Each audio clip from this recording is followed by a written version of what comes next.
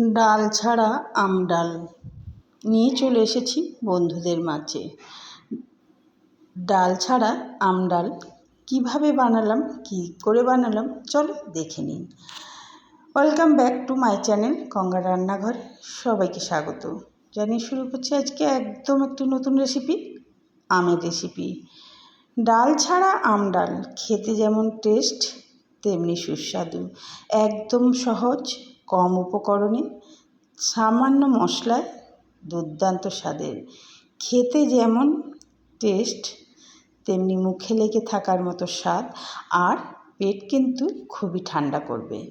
এই গরমে পেট ঠান্ডা রাখতে একদম সহজ উপায়ে, একদম কম তেল মশলায় বানিয়ে নিন খুব সহজেই আমডাল।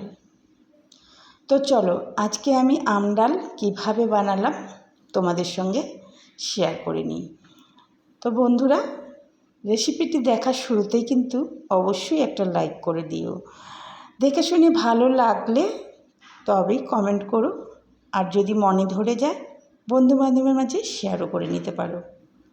আর যদি চ্যানেলটি সাবস্ক্রাইব না করা থাকে, এই ধরনের নিত্য নতুন রেসিপি দেখার জন্য অবশ্যই চ্যানেলটিকে সাবস্ক্রাইব করে রেখো। কম তেল মশলায় ঘরে থাকা উপকরণ দিয়েই কিন্তু গঙ্গার রান্নাঘরের প্রতিটি রেসিপি তৈরি হয়। তো চলো প্রথমেই আমি শুরু করছি আমের ডাল। আমের ডাল রান্না করার জন্য প্রথমেই কিন্তু আমগুলো খুব সুন্দর করে কেটে নিতে হবে। তো বন্ধুরা, এখানে দেখো 3খানা আম নিয়েছি, কিন্তু আমগুলোর আটিগুলো একটু শক্ত হয়ে গেছে। আটিগুলো শক্ত হওয়ার জন্য কাটতে অসুবিধা হবে বলে প্রথমেই খোসা শুদ্ধ কিন্তু আমি ফালি দিয়ে নিচ্ছি। এবারে আমি বেশ ভালো করে খোসা ছাড়িয়ে ছোট ছোট করে টুকরো করে কেটে নেব। তো দেখতে থাকো বন্ধুরা। পুরনো বন্ধুদের অসংখ্য ধন্যবাদ ও নতুনদেরও জানাই অসংখ্য ধন্যবাদ। চ্যানেলটি নতুন নতুন রেসিপি দেখার জন্য অবশ্যই নতুন বন্ধুরা চ্যানেলটি সাবস্ক্রাইব করে পাশে থাকা বেল আইকনটি প্রেস করে রেখো। যখনই কোনো রেসিপি দেব সবার আগে তোমাদের কাছেই পৌঁছে যাবে। তো আমটা খোসা ছাড়িয়ে বেশ ছোট ছোট করে আমি টুকরো টুকরো করে কেটে নেব।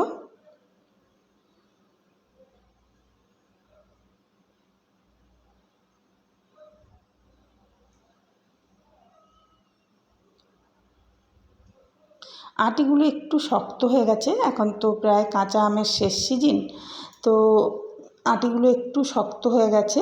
তো আমি এইভাবে ছোট ছোট করে পুরো আমটা কেটে নিচ্ছি বন্ধুরা। খেতে কিন্তু ভীষণ ভালো লাগে। শেষ পাতে বা পাতের শুরুতে এক থাল ভাতও তুমি খেয়ে নিতে পারবে এই দিয়ে। বেশ খুবই টেস্টি, টক ঝাল মিষ্টি, দারুণ স্বাদের একটি ডাল বন্ধুরা। তো দেখো, এবার কিন্তু আমি আমটা ভালো করে ধুয়ে একটু সেদ্ধ করে নেব।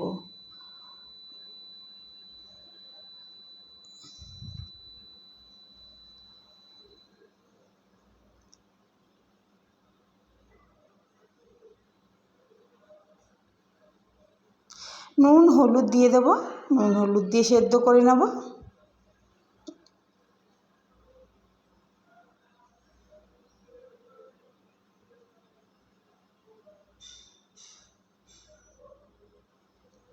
এবারে 2 মিনিট ভালো করে ফুটিয়ে দেখো সেদ্ধ হয়ে গেছে। এবার আমি ঢেলে নেব।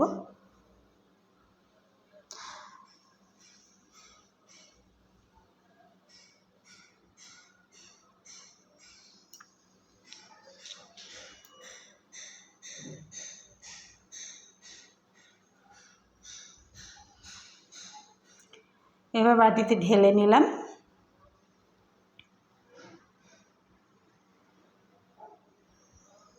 এবার একটুখানি হাতার সাহায্যে আমগুলোকে আমি ভেঙে দেব।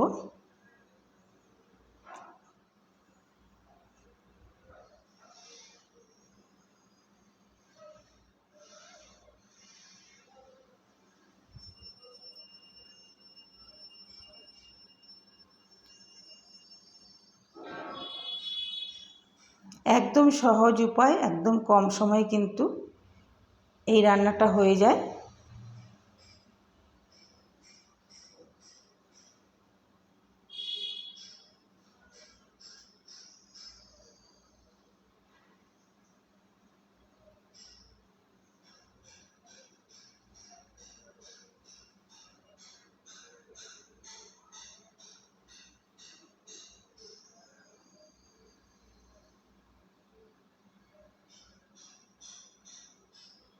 এবার একটা মশলা তৈরি করে নেব।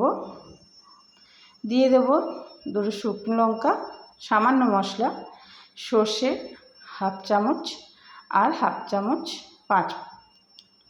পাঁচ ফোড়ন।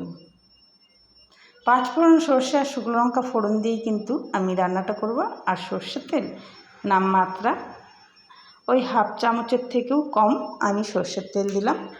একদমই তেল ছাড়া বলতে গেলে মশলাটা একটু ভাজা হওয়ার মতোই দিলাম।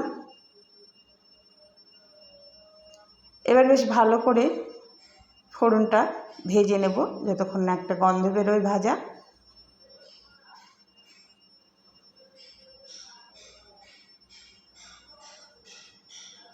এবারে আমি ফোড়নটা দিয়ে দেবো, মানে আমডালটা দিয়ে দেব।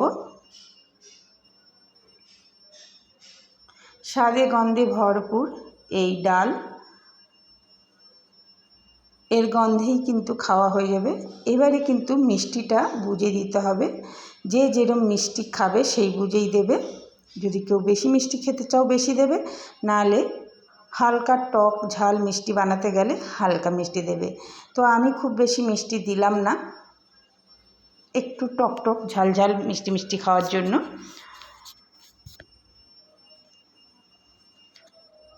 বেশ ভালো করে ফুটিয়ে নেব, আর কোনো কিছুই লাগবে না। নামিয়ে নিলেই রেডি আমার আজকের আমের টক ডাল, ডাল ছাড়া আম ডাল। তো আজকে এই পর্যন্ত। সবাই ভালো থেকো, সুস্থ থেকো। আবারও দেখা হবে নতুন রেসিপির সাথে।